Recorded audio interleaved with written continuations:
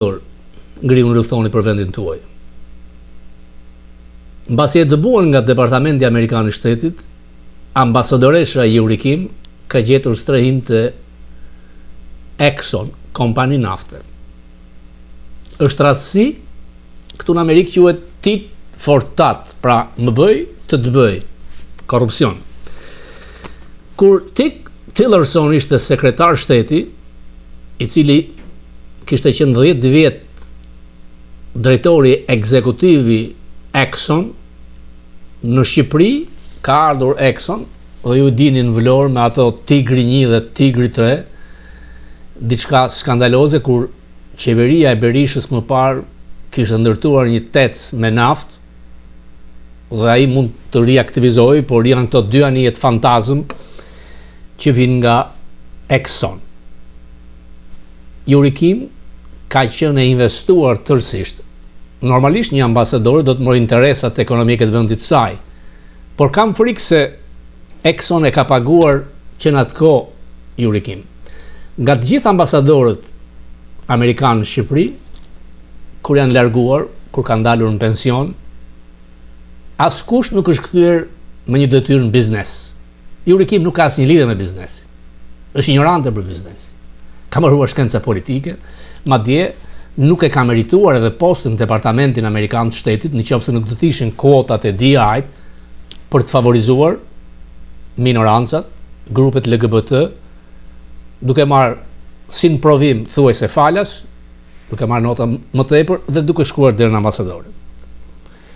Natyrisht që ka shpatel në hetimet që ka në Departamentin Amerikan të Shtetit, do të ketë dhe këtë rast, i cili tregon haptas që Yuri Kim ka punuar për Exxon, ndryshe një kompani nafte nuk të shpërblen me këtë post, ku rroga e saj do të jetë më e madhe se pensioni në departament.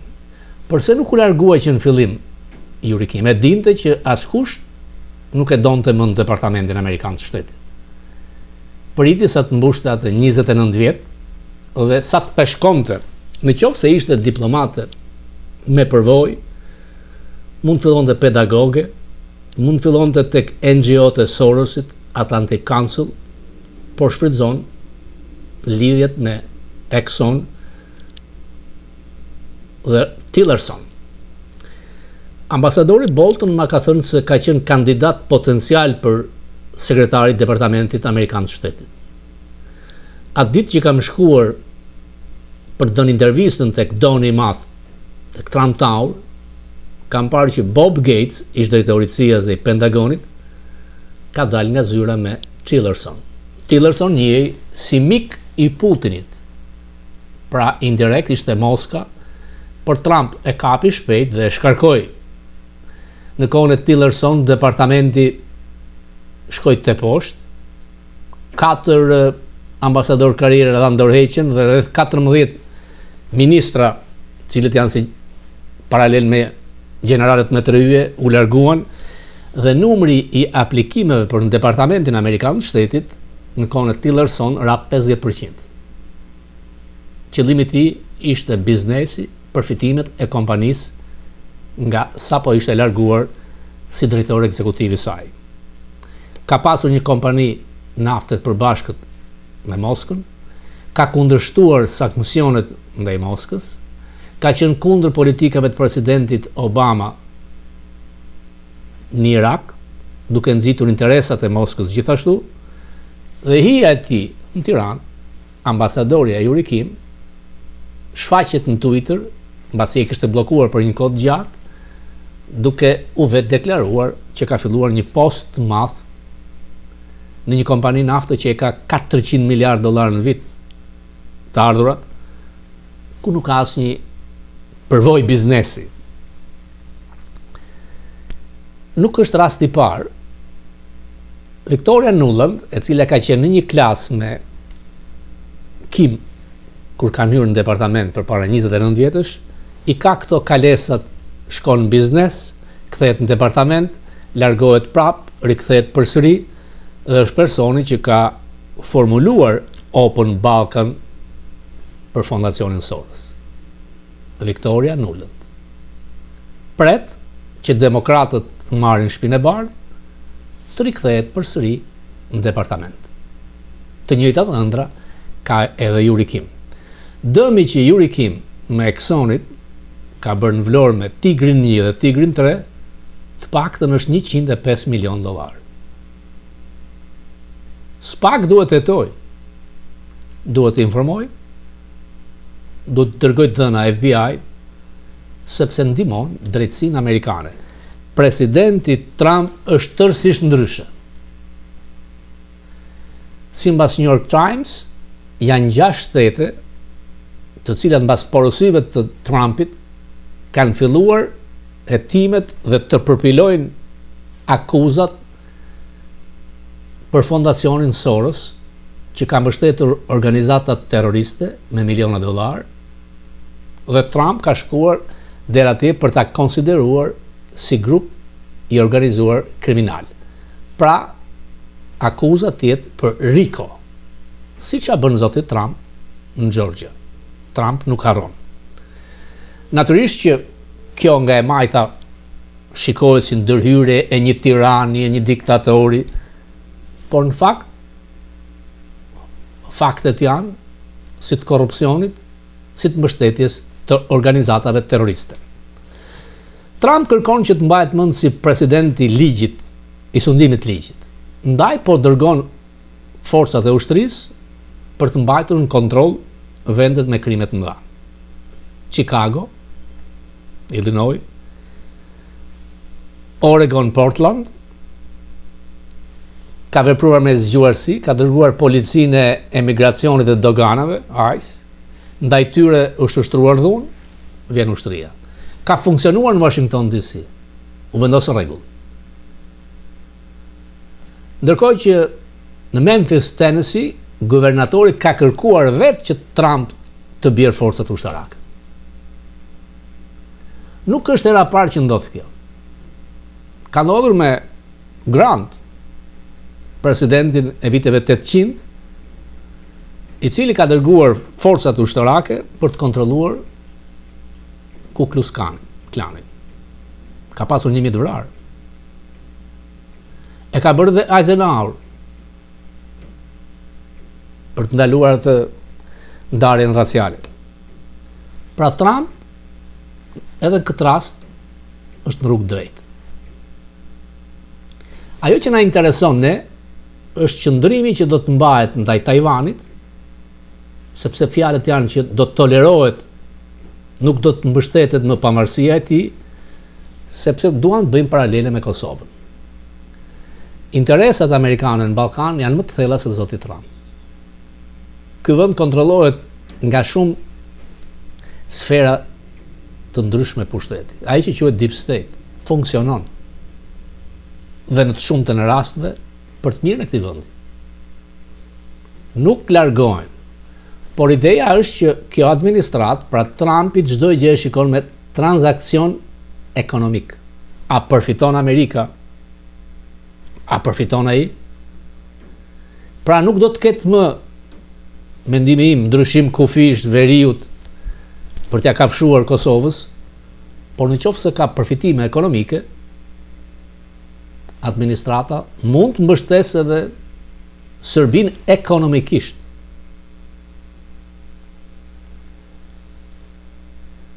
Delegacioni me 2 kokë, Osmani dhe Kurti, tregon që politika në Kosovë, edhe shqiptarët atje, kanë të njëjtat probleme si në Shqipëri. Kurti, si në përtakime dasmash, doli bllof dhe departamenti e tha qartë që mos marrëveshjet janë me Kurtin, me qeverinë kujdestare në Amerikë. Aleanca me këtë vend të madh nuk mund të prishet nga askush. Ekzistojnë prej tyre. Jemi me fat që administrata e re është kundër platformave të majta, kundër wokizmit, DI, pra që ti të kesh emërimet të njerëzve pa meritokraci, se që ishte Yuri Kim, e cila përsëri pa meritokraci shkon në biznesin privat, pra ato që quhet tit fortat, një shpërblim, pra ato $105 milion që ka pësuar dëm Shqipëria.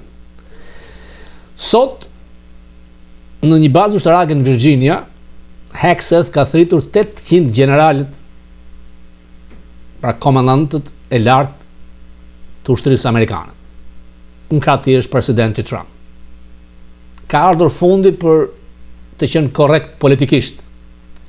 Shumë general kanë marrë gradat pikërisht nga DEI, nga kotat, ashtu si në Departamentin Amerikan të Shtetit, dhe kjo do të përfundojë.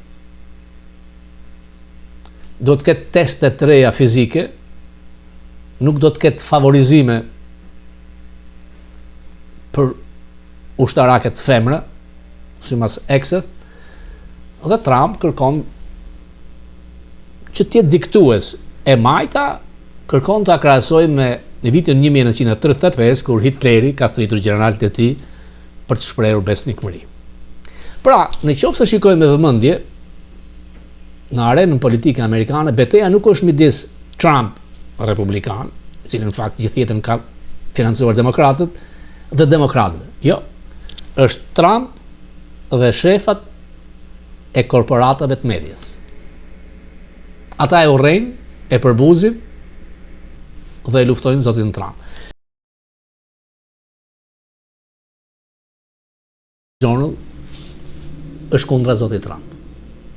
Rasti tipik ishte me ABC News, që është pronë e Disney, kur një showman, ato emisionet karagjoze me humor në darkë, fajsoi tek vrasja e Charles Crick magën e Trump. U pezullua një javë, por presidenti Disneyland u detyrua ta rikthente Kimmelin përsëri, sepse pati trusni të madhe nga Hollywoodi, duke thënë që ne nuk do të bashkëpunojmë me Disneyland. Trump dha hedhin gjyq. Dje ka marrë rreth $26 milion nga YouTube, që i pat ndërprerë kanalin e tij. Ka hedhur shumë në gjyq. Ka fituar me ABC-n, me Stephanopoulos, me CNN-in, CBS-in, 60 Minutes, dështoi në Wall Street Journal, ku është Murdoch, duke kërkuar miliarda dollar dhe shpërblim për atë urimin që i bënte Epstein.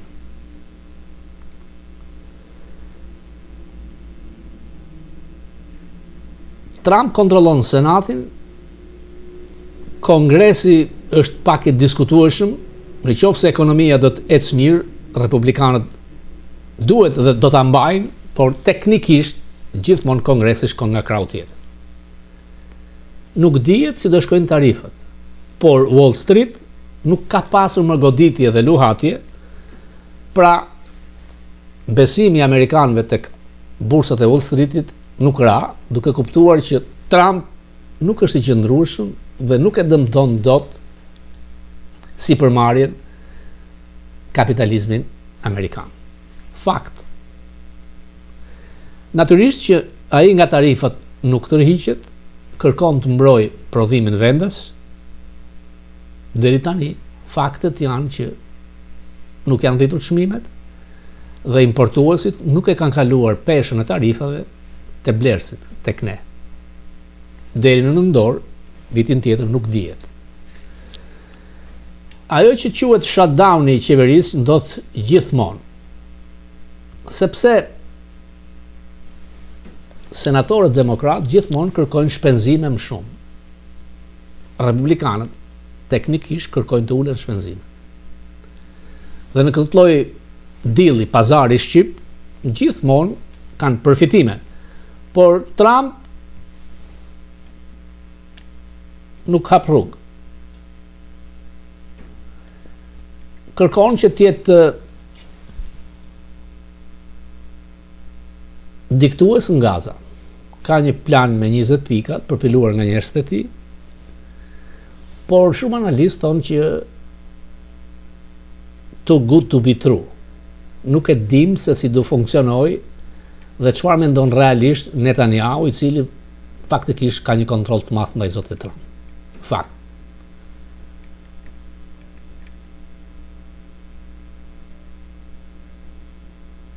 Sot Trump ka thënë që do të vërë tarifa në 100% për filmat që realizohen jashtë Amerikës.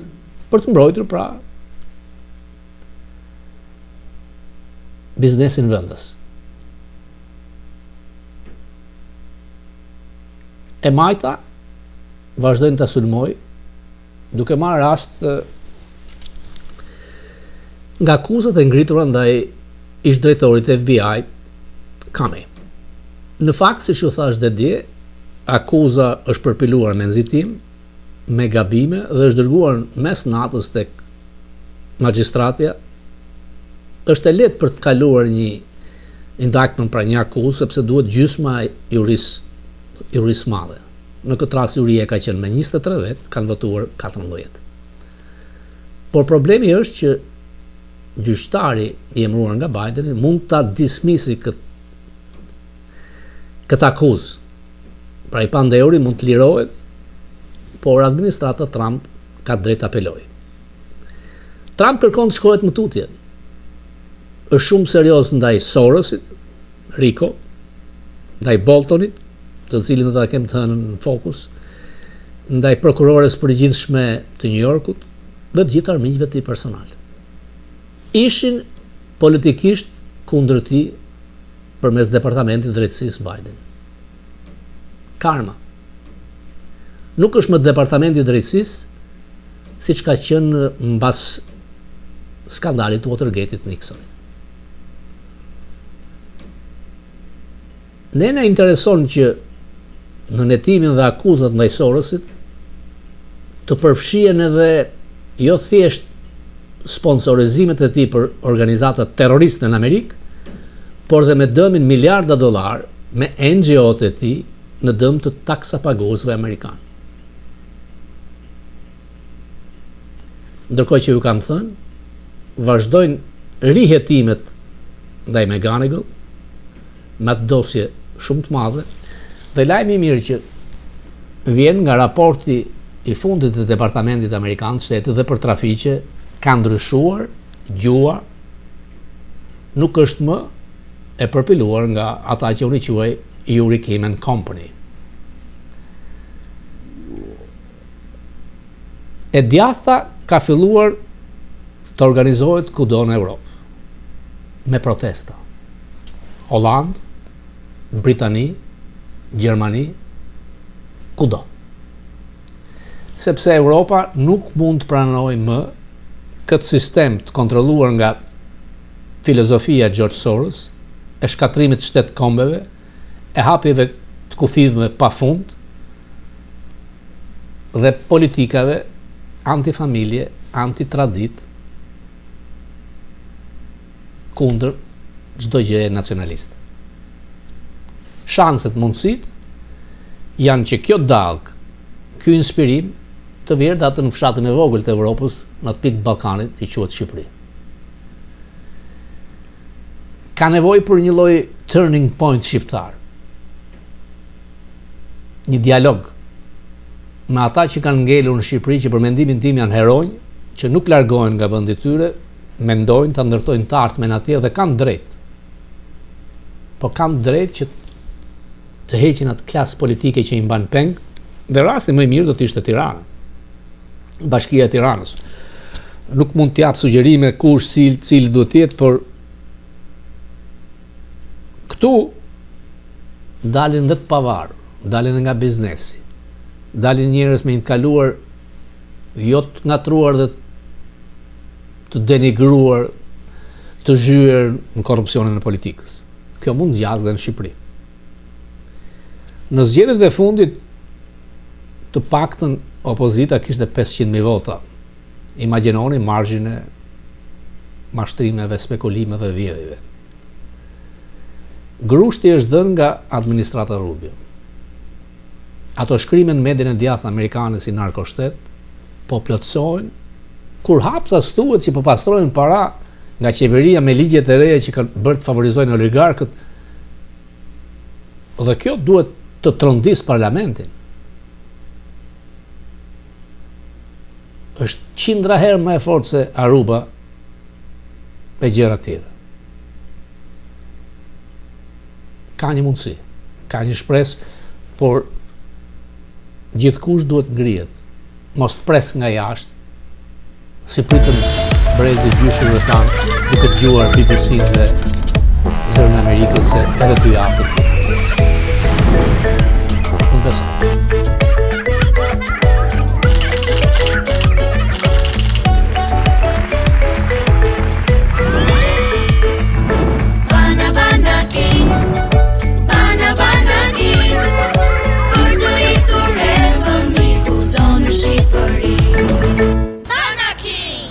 Kudo në Shqipëri.